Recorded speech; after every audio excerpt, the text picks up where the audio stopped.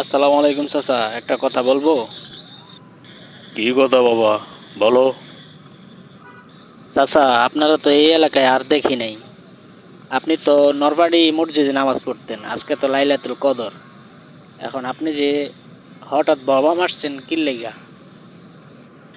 কি এই এলাকায় কি আহন যাইতো না? বাবা মইছে তো কি হয়েছে, নামাজ তো যে কোনো জায়গায় পড়ন যায়। আসলে চাচা, আসছেন কি লেগা এটা একটু বলবেন? শুনছি তুমগো মসজিদে নাকি আজকে বিরিয়ানি দিব, এর লেগে নরবাড়ি সাইডে আসছি তুমগো এদিকে, বুঝছো?